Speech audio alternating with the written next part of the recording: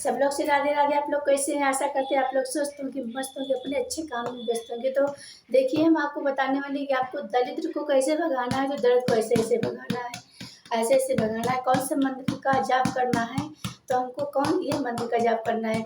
ईश्वर आए दरिद्र जाए, ईश्वर आए दरिद्र जाए, ईश्वर आए दरिद्र जाए, ईश्वर आए दरिद्र जाए, ईश्वर आए दरिद्र जाए, ईश्वर आए दरिद्र जाए, ईश्वर आए दरिद्र जाए, ईश्वर आए दरिद्र जाए। तो ऐसे आपको इस तरह का सूप लेना है। अगर आपके घर में टूटा हुआ सूप है तो उसको भी आप ले सकते हैं। अगर आपके घर में नया सूप है तो नया भी ले सकते हैं, क्योंकि हमको सूप से ही दरिद्र भगाना है। और गन्ने का इतना बड़ा गन्ना डंडा मतलब गन्ने का हो, आपको उस दिन गन्ना ज़रूर लेना है। तो इतना बड़ा डंडा आप ले सकते हैं गन्ने का, और ऐसे-ऐसे करके आप दरिद्र भगा सकते हैं। दरिद्र भगाने का भी आपको कारण बता रहे हैं। दरिद्र को भगाना बहुत ही ज़रूरी, बहुत ही शुभ माना गया है। तो ये दरिद्र किस दिन भगाया जाता है? डिठोन के दिन। डिठोन के दिन दरिद्र को भगाया जाता है। और डिठोन के दिन हमारी माताएँ बहनें, अब जिसके घर में मान लो महिलाएँ नहीं है तो पुरुष भी कर सकते हैं। तो आपको दिखा दिए, सूप दिखा ही दिए हैं। और इतना बड़ा भी डंडा, और इसका मतलब शुभ मुहूर्त क्या है, कितनी टाइम आपको उठना चाहिए, कितने समय आपको भगाना चाहिए, कौन से मंत्र का आपको जाप करना है, तो दरिद्र घर से कैसे निकालना है। तो आपको आपको 3 बजे ज़रूर उठ जाना है। आपको सुबह 3 बजे ज़रूर उठ जाना है। सुबह 3 बजे उठ के, और आपको पहले उठ के पहले मेन गेट खोल देना है। बाहर का खिड़की दरवाज़ा खोल दीजिए। उसके बाद में अपने किचन का दरवाज़ा खोल दीजिए। उसके बाद में अपना बेडरूम, जितने आपके पास कमरे हैं, जिसके पास 1 कमरा है, जिसके पास 2 कमरा है, जिसके पास स्टोर रूम है, सबके पास तो नहीं होता, तो जिसके पास जो ही व्यवस्था है, आप सारे दरवाज़ा खोल दीजिए।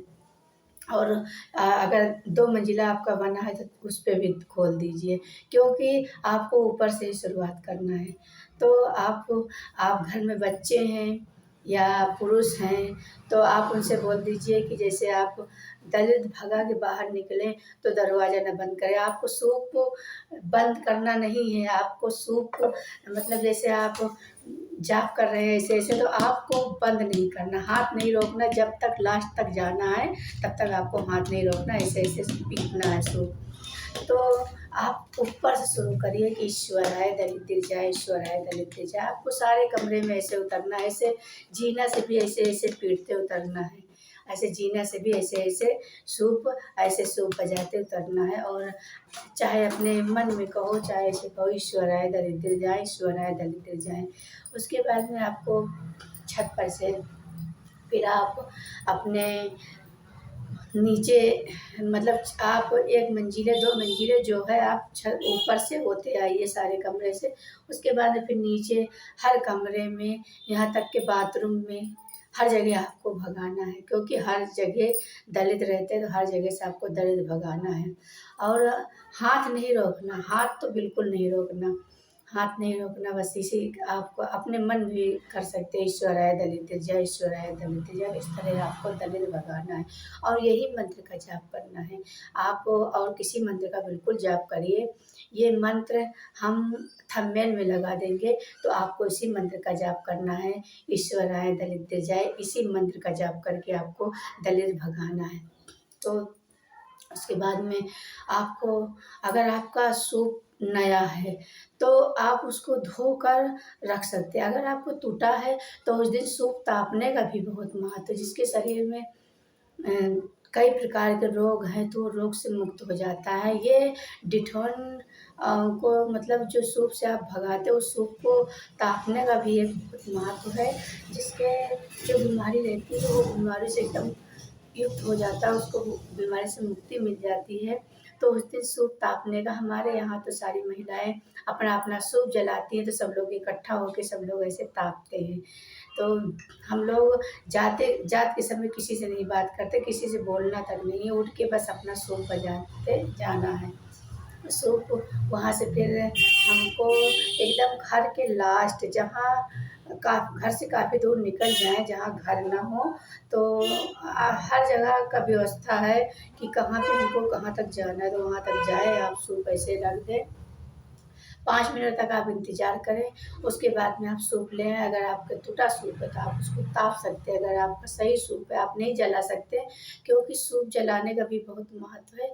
आप उसको हर साल सूप जलाना है, और अगर आप नहीं सूप जला सकते तो आप उसको रख दीजिए, उसके आप धोकर रख दीजिए थोड़ी देर के, और आपको हाथ पैर धुल के घर आना है तो आप पहले से ही पानी रख लीजिए बाहर, और हाथ पैर धुल लीजिए। उसके बाद में ऐसे छिड़काव कर लीजिए गंगा जल का या पानी का, ऐसे छिड़काव करके उसके बाद में तब अंदर आएँ, ताप के तब अंदर आएँ।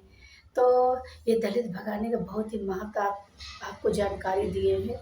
इस तरह से आपको दरिद्र भगाना है, इस तरह से आपको दरिद्र भगाना है, इस तरह से आपको सूप तापना है। हमारे यहाँ तो हर साल तो सूप जो है तापा जाता है, और मतलब डिठौन के दिन सूप ऐसे हम लोग इसको जलाते हैं, इसको तापते हैं, उसके बाद में दूसरा सूप फिर लाते हैं। तो डिठौन के दिन सूप तापने का भी बहुत महत्व माना गया है। ये हमारी पुरानी परंपरा है, अभी नई परंपरा नहीं, पुरानी परंपरा है। तो आप लोग घर के दरिद्र को ज़रूर भगाना। फिर मिलते हैं किसी अच्छी वीडियो के साथ, तब तक के लिए राधे राधे।